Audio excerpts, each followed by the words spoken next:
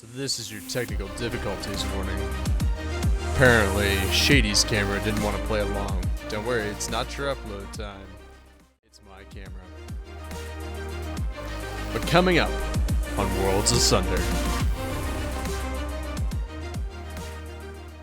Because in my mind, where a lot of this starts and how it works is you pick what you want and then you build reasons to make that the reality. So if you want a fantasy world that has like magical creatures, you have magical creatures. If you want them to be in a stable, peaceful kingdom, you need to figure out, again, you don't need to go into all of the details, but you need to have a basic understanding. That means they have things under wraps in such a way that there is peace.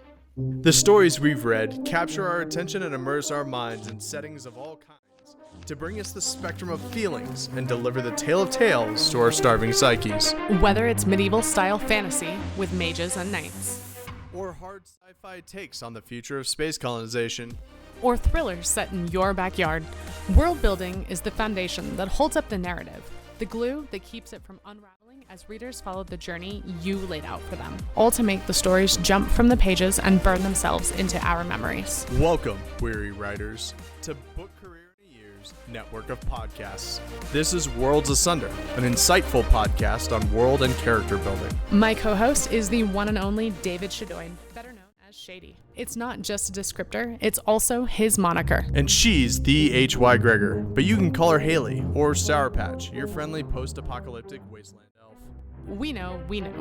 We have nearly a score of published novels and short stories between us, but who the hell are we to teach you about world building and character development? We get it, which is why we decided to call in some favors. Each week, we pull from a list of the best and brightest authors, editors, and publishers to give tips and guidance on tackling age-old questions and provide you with tools on how to accomplish world building like the pros. From environment to magic to characters, how do we strike a balance between what matters to our audiences and what matters to keep it all straight? Open up your ear holes and your minds and get ready for us to tear Worlds Asunder. So, if you're ready, just knock and enter.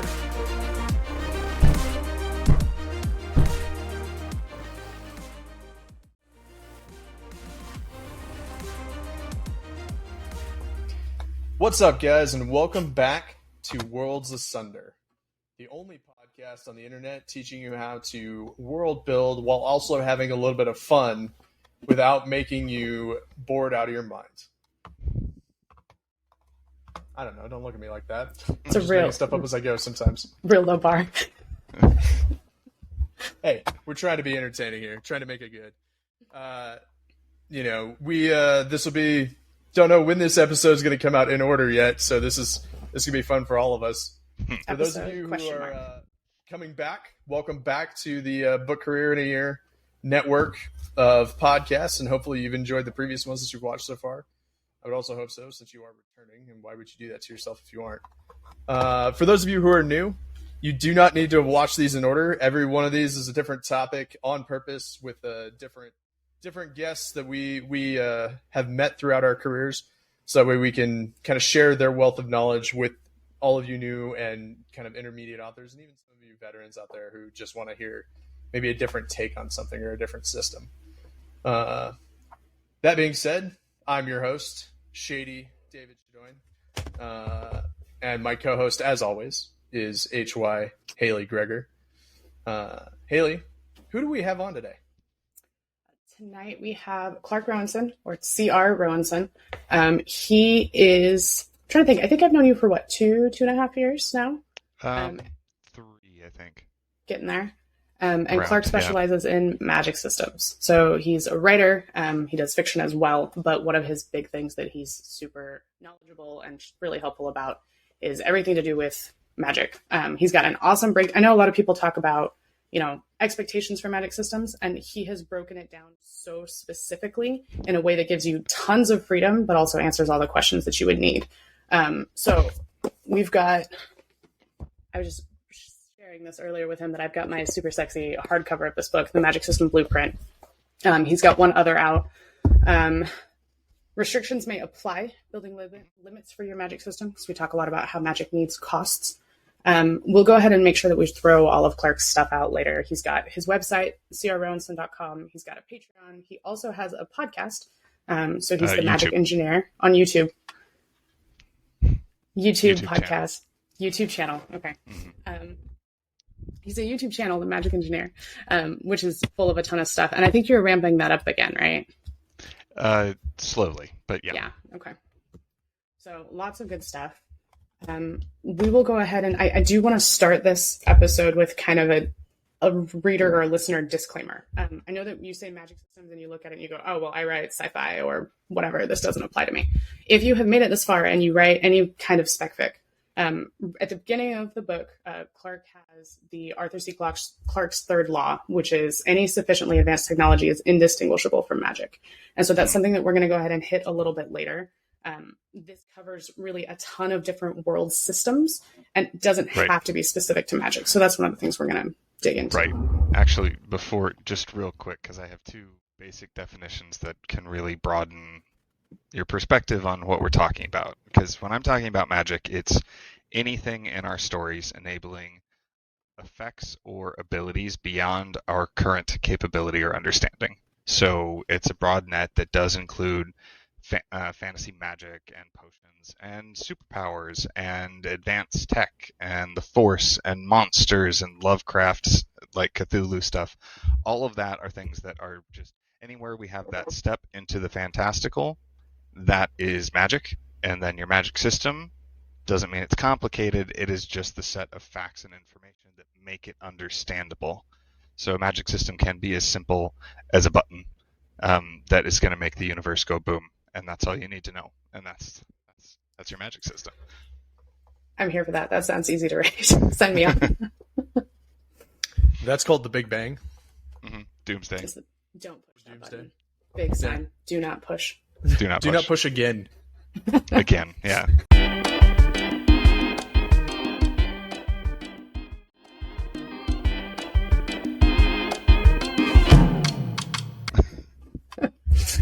Oh, that's the reset button. Just reset universe.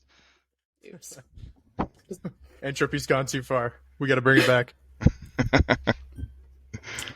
So, really quickly as an intro, I can talk about, your website and some of the stuff that you've done, but I realized that I have never actually asked you this question. So I was wondering about your professional background other than writing things, because I know your website says something about chemistry and engineering, and I have no idea how you landed where you landed or whether past skills have related to this or how you got to this. So will you fill us in on your actual background a little more? Sure.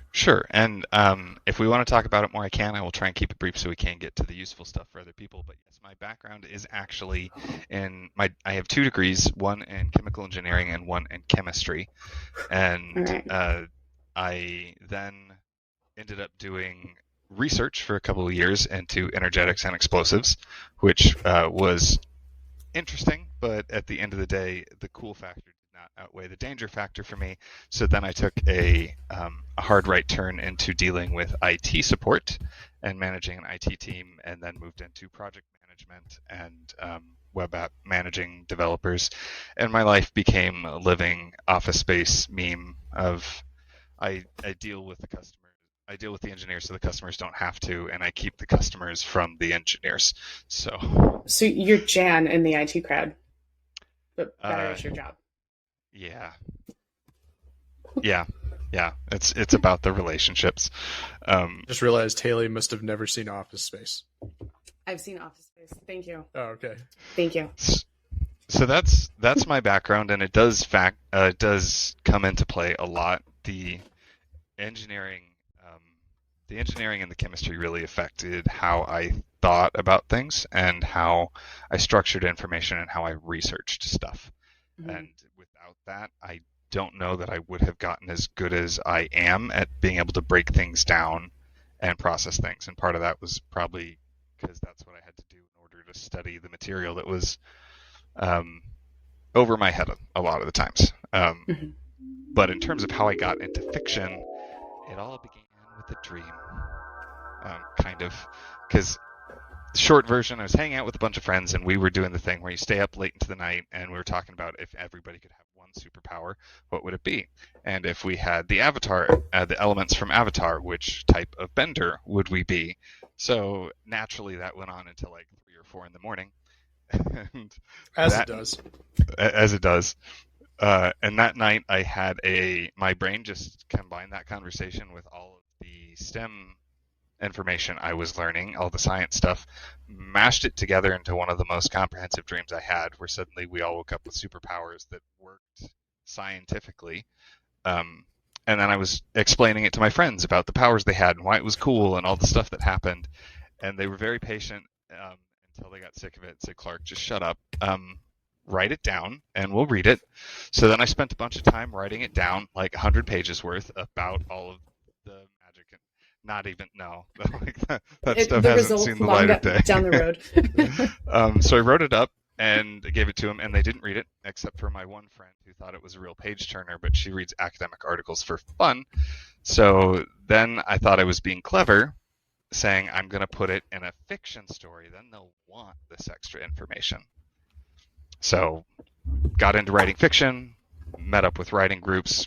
Down the line, a couple years later, we were helping each other as we do, and the friends I was working with were just very encouraging and supportive, and pushed me in the direction of magic, because I was trying to find what my platform was, and they kept saying, you're really good at this, and you talk about this in a way that makes it understandable. Because one of the people in our group was a Christian fiction author, and after that she's like, I want to work with you to figure out some fantasy stuff.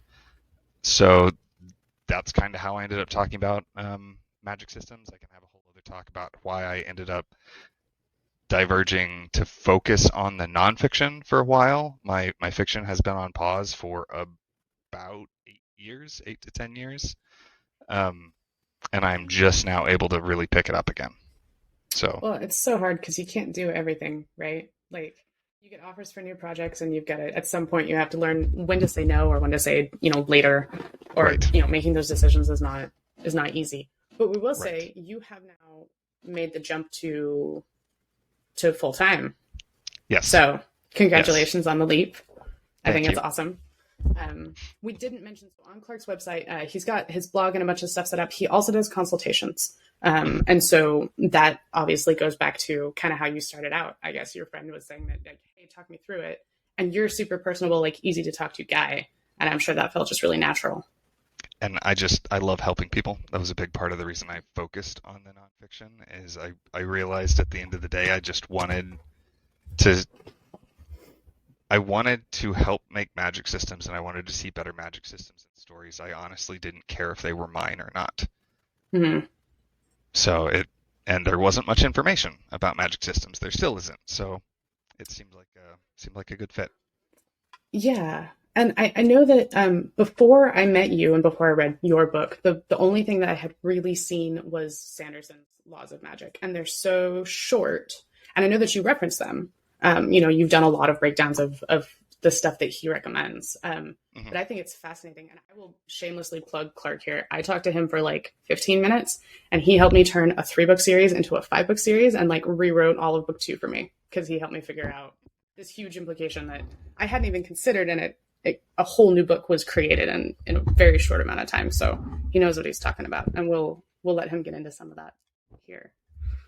And I do help people with more than just magic. Like Haley said, anything with writing that feels harder than it should be, I'm there to help. Except like marketing, business stuff, I'll talk to you about it, but I don't know. There's probably better people to coach you on that. But writing, story structure, that kind of thing, I'm down to help how I can. And there will definitely be another podcast on Book Career in a Year that will also talk to marketing and stuff. So don't expect them to pop up here, other than if we're talking to them about other world building stuff. But Nick Thacker knows our skills, and right now they're in this interviewing, bringing in people who know their stuff, and giving that information to you guys. So yeah, and I said this before we started recording. The problem with having me on to talk about magic or world building is that I can do it for hours. So the question is, like, where do you guys want to start? So I think, at least for me, I think a lot of people, when we think about magic and you're writing a fantasy world, they think about, oh, this is my world and this is how everything works, and then they put the magic on top of it. And it's kind of, it's not necessarily an afterthought, but it's a layer as opposed to like a foundation. If that's fair. Not integrated is really the biggest issue, is when it's not connected to the other parts of the story, is where I feel most of the problems lie. Like, that's how I feel about the Heroes TV series. It felt like a character drama, which I'm not the biggest fan of character dramas, but it felt like a character drama where the powers kind of got painted on top. Most of the drama and stuff that came in there would have been exactly the same if we took the powers away. Like, they changed the situations a little bit, but it very easily, if you just de-escalated the stakes a tiny bit, a lot of the things would have been the same. Like, you had the cheerleader who was invincible. If you just made her somebody who was the thrill seeker and kind of wasn't afraid to die, a lot of the behaviors would have been the same. That is a really interesting litmus test. Like, if you remove the magic or if you remove the powers, does the story still stand on its own? And I had never thought about it like that before.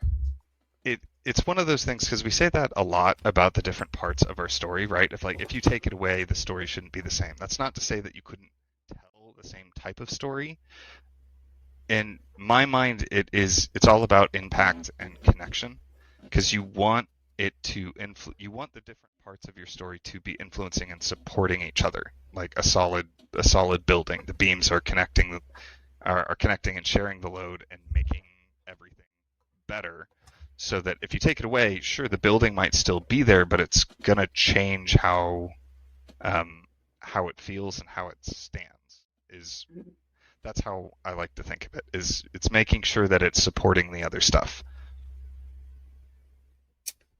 So where do you recommend people start? That's a big question, maybe.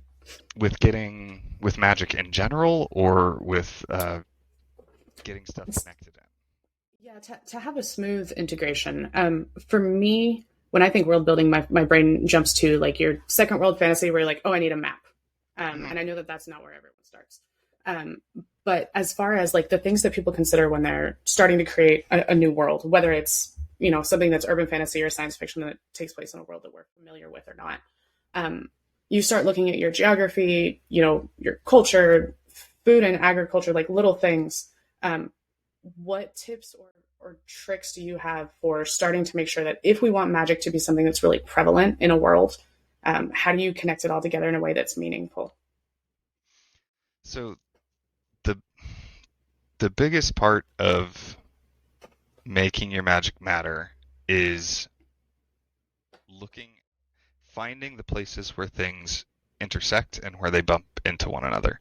So if you have if you have a character, I don't know, give me a current show or movie you guys watched that had some magic in it. See, the thing that I just watched was Fallout, and that was tech, right? Those are okay. Yeah. So I haven't seen the Fallout series yet, but I just booted up Fallout 4 again. In fact, Fallout 4 you and VR. half the world, yeah. So I have it set up in VR now, so it's going to be a good time. But with that, if you just look at one of the most quintessential things that gets overlooked so much is the Pip-Boy.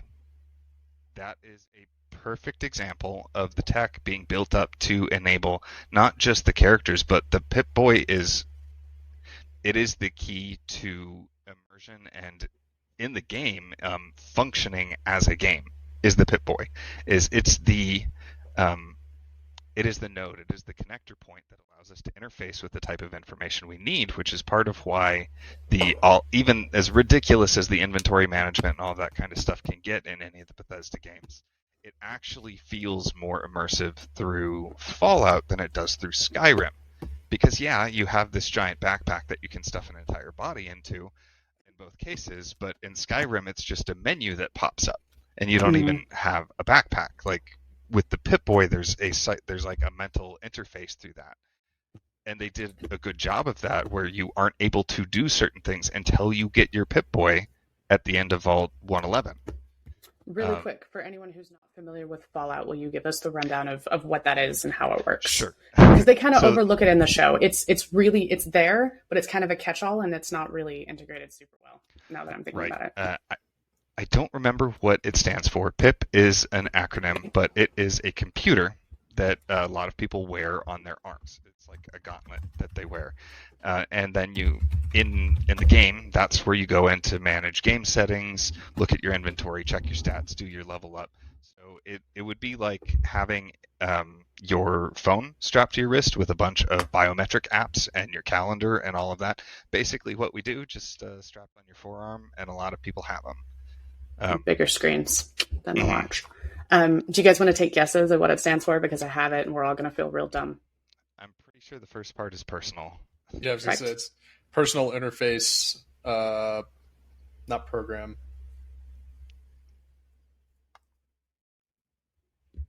I don't know. I couldn't have told you. I've played one game a long, long time ago. I'm out of the loop. So it is the personal information processor. Processor. Yeah. In the show, she uses it to check like the radioactive levels, and it's a map and a couple of other things, but they don't utilize it a ton. And maybe they'll do more moving forward, because it is like prevalent throughout, but they're not really explained or dug into. So yeah, and that's one piece of tech in the Fallout world. You also, the other main parts, especially in Fallout 4, you have the Institute that's creating the synths. You have all of the standard robots, and that's the bulk of it. You've got weapons, you've got power armor, you've got robots, and then you have the synths, which are synthetic humans. Basically, they can even make them look like specific people and replace them, which is fun stuff. So that's a word for it, yeah. There's like, if you look at that, there's just like 6 parts of that magic system, depending on whether you count the individual guns and stuff like that. So it's a relatively simple magic system as far as it goes. But the way they deal with it, one, the Pip-Boy is sort of your interface into the gameplay and into the world. And then each of these pieces of tech in there are integrated into other characters and into the world building. I mentioned the Synths and the Institute. It's the place that built these creatures, so then you can start digging into their goals, why they're sending the synths out, how they were able to make the synths, like what are the ramifications of them making the synths, and that's some of the stuff that gets explored in the game as you follow the main quest line. So this is I feel like I am just rambling and not actually answering your question. This is awesome. So to make it matter, you want to find it can be as simple as picking what you want it to connect to, and then trying to figure out how the two molecules bump into each other. So, for example, if you have somebody who develops a power overnight, it honestly doesn't matter what the power is, and they have a goal. Let's keep it real simple. Their goal is to graduate high school, get out of their crap town, and get away from their abusive family home, right? And get freedom. Like, that's their real goal, is freedom. So then you can start looking at a couple of things of like, we have this power. I've decided what it is. The way you start integrating it is looking at things on a level of how would the magic help them do that? How would the magic hurt them? How would it complicate them from getting to their goals? How would it shape who they are?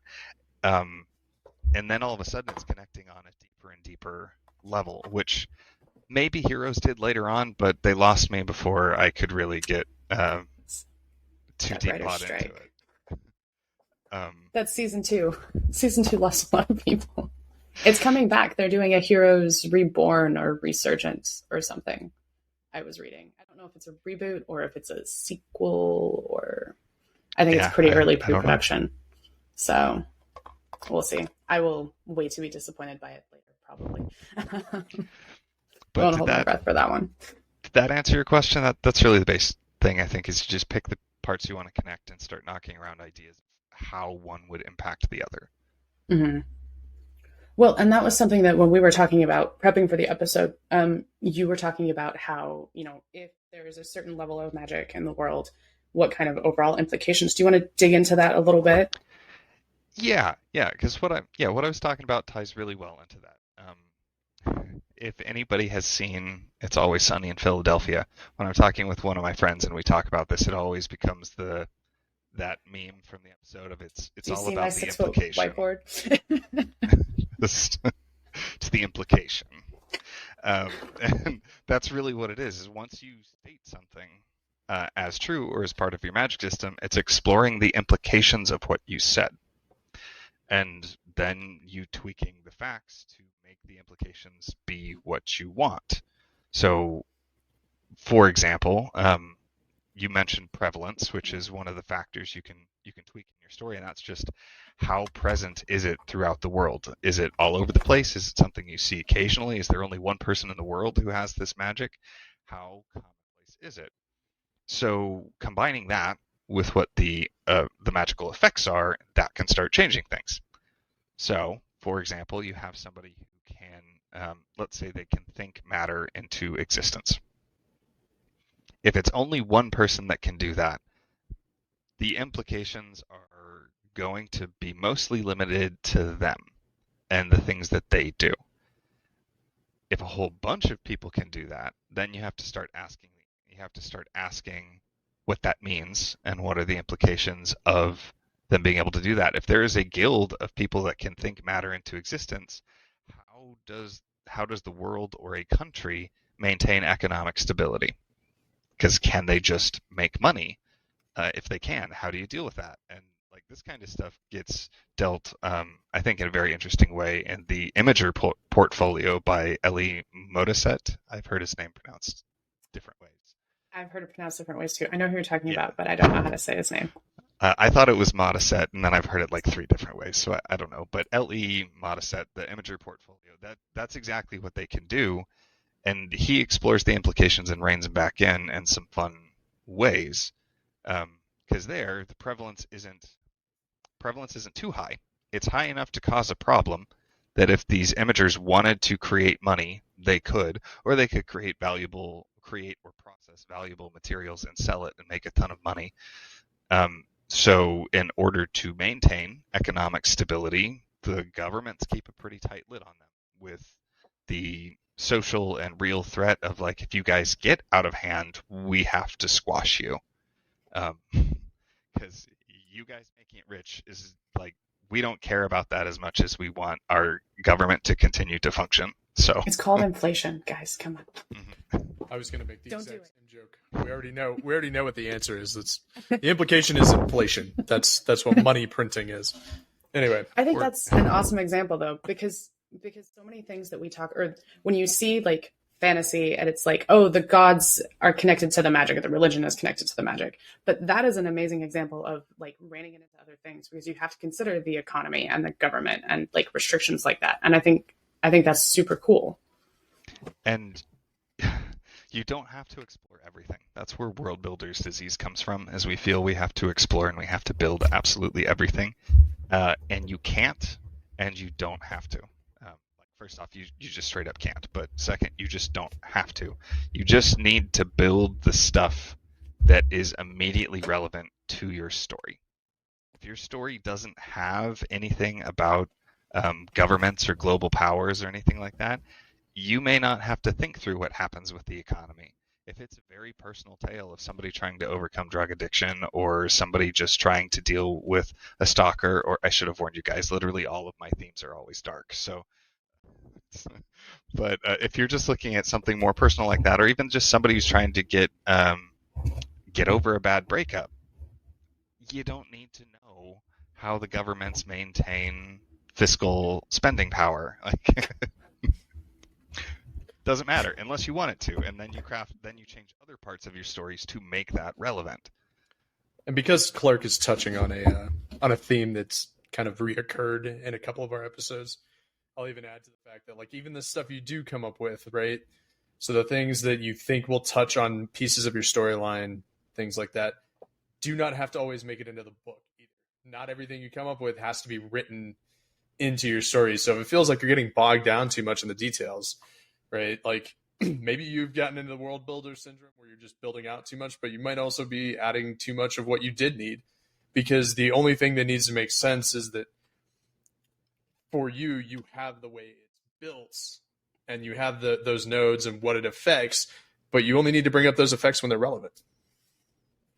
Sidebar, pro tip.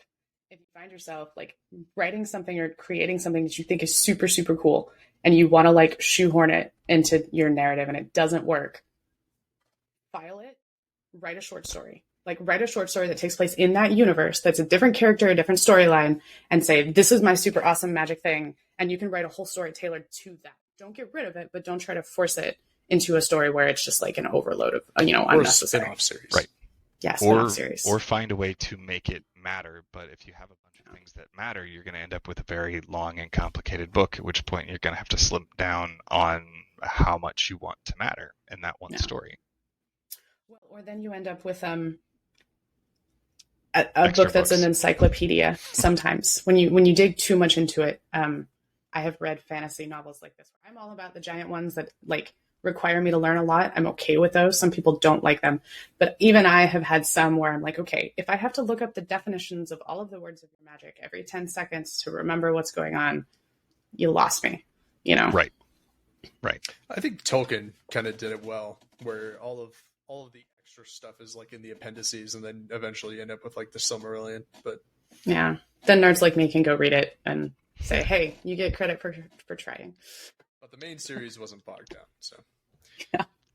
And there is a whole art to being able to present new information in such a way that people can pick up on it from context. And if you can do that, it doesn't matter how many new words and stuff you create, because if you're able to do it right, you're able to get them to understand and see what's happening, even if they don't know what the exact word is. Like that's what tech speak is. It's not that if I have a conversation with you about a computer, you don't necessarily need to know what a CPU is. You will piece together over time that I'm talking about a part of the computer, possibly a core part of the computer.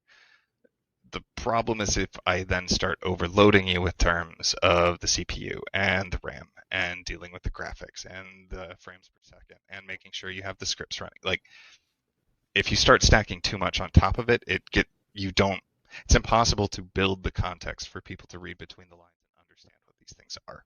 Mm-hmm. That was tangent. Sorry. No, that's great. That's actually a good This is tangent, why you're here.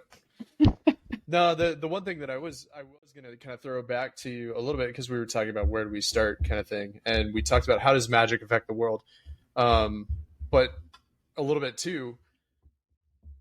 Can you talk to the implications of the world that you may have built? Whether you're playing in urban fantasy with regular Earth or kind of an alt Earth, or making up an entirely different world, and how the things you have affect. You kind of hinted at it a little bit, right, with the governments controlling magic, but can you talk a little bit more to, like, is that considered a basic kind of starting point? It was, how does food and agriculture affect magic? How does geography affect the use of magic? Or vice versa. So this is one of those things that in my brain, I sit here and I'm like, okay, it's real simple. And then as I start talking through it, I think it may just be simple because I have tons and tons of practice at it because of where I come from. Because in my mind, where a lot of this starts and how it works is you pick what you want and then you build reasons to make that the reality. So if you want a fantasy world that has like magical creatures, you have magical creatures. If you want them to be in a stable, peaceful kingdom, you need to figure out, again, you don't need to go into all of the details, but you need to have a basic understanding. That means they have things under wraps in such a way that there is peace. How do they do that? Like maintaining like steady supply of food, managing the market, dealing with their enemies, making sure they're not going to war, managing poverty and drug issues and that kind of stuff. Like those are, if it's a peaceful time without major problems, there's a bunch that's going to go into keeping that stable. If you want a place that is war torn, then you get to start playing around with like, how is it war torn? Like what kind of war was it? What was the war about? Was it a civil war? Was it an invasion? Was it a foreign soil war where we have lost the majority of our population going out to manage logistics and invasion of this other place, and we're left with the shadow of our people? Like, it's figuring that's a good out premise. it's figuring out the thing that you want and then putting the pieces in play that make it make sense. And the magic can be a part of that. If you want somewhere where there is a secret cabal that is controlling everything, you could either make it so that they're doing it magically, or maybe it is just politically and they have to do it that way in secret because the mages hold the power. And the only way for normal people to actually influence things on a higher level is through political cabals. Like, you have so much stuff to play with. It's to me, it's really about figuring out the pieces that you want and then finding out how they make sense. Well, and in some ways, it's such a general question. So, yeah, is there any way that, I guess, would you warn people against being too jarring, right? Like, if you're going with a war-torn world, can your magic, like, is your magic going to be nice and peaceful, kind of thing, or vice versa, right? If you have a very peaceful kingdom, everything's stable. Can a magic system exist that is very destructive? Absolutely. We can make anything work. That's why a lot of these questions are so hard to answer. And all of it comes back to finding explanations for it to make sense. And the tricky part of that is to honestly stop thinking like a creator and start thinking as a person, as a human. Not, I am designing this and I think this is super cool and I want it to work this way. But if I were in this situation, if my family was in this situation, what kinds of stuff would drive us in these different directions? What kinds of things would we want when this is going on? And digging into that is how you make some of it make sense. Because, for example, with that, if you have a place that is kind of war-torn and the magic is super violent and powerful, well, a couple of options is, like some of the things that leap to mind, in a place that is in turmoil and isn't safe, how is violent magic going to be used? Primary things that jump to my mind are going to be soldiers, criminals, and there's a word, opportunists. I was going to say your police force too, your judicial services, maybe. Yeah, I would depending on the government. With soldiers. Yeah, enforcement. Okay. We'll go with enforcement of both military might and social might. So that's where most of them are going to be directed, because when you have it in this place where violence is everywhere, just because of your capability, you're going to be pulled in quickly. It would be kind of like if we were born. Imagine if we were born having a deep understanding of a specific subject. Like, you're just born that way. You're born, you know a lot about planes, and you know a lot about flying, or you know a lot about the human body and surgery, or you know a lot about chemical engineering. The second people understand what your knowledge base is, you're going to get pulled into that world whether you want to be or not. And it's kind of the same thing with violence. You could go the other route, though, where maybe you are in a very violent place and magic is incredibly peaceful and seems harmless, and that's a point of intense frustration for your characters. It's like, I have this power, but it doesn't actually give me the power to do what I need to do right now. I was thinking, though, what would be really, really easy, or what would really enable a country to go to war, or for a society to be really, really violent, is if you had a magic system that was very good at healing or preventing pain. So a very, very kind of peaceful system. Mm-hmm. So we can go wreck things because we have the ability to, to heal our guys to fix it afterwards. Also, yeah. Resurrection. What was that? I said all I can think of it now is Mr. Meesinks. I was thinking more of Altered Carbon. Also true. Where, like, I haven't seen that one in a long time. Oh, the first season's so good. But, they get to the point where organic damage, like causing bodily harm, is a minor offense. Like, you can go in, you can beat the hell out of somebody, you can cut them up, you can shoot them, and it's a minor offense because they can just be uploaded into a new body. It's whatever. Yeah. So, yeah, it's Like that's the fun part, is saying I want this and I want this. How can I make that work? I want a lot of healing magic, but I want a completely war-torn, hyper-violent setting. How do I make that work? Well, I mean, just what Haley said. If the healing is prevalent enough and powerful enough, then things will get really brutal really fast, just because people will survive it.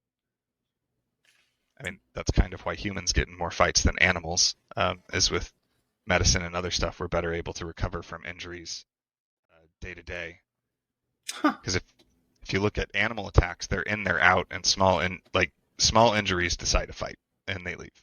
Whereas a lot of our stories, the person is bloody and broken before the fight is over. I would say that there's a little bit of like intelligence of understanding how much injury you can take before you've lost the fight. And a lot of people who get in fights don't always understand when they've lost. Yes, there is that.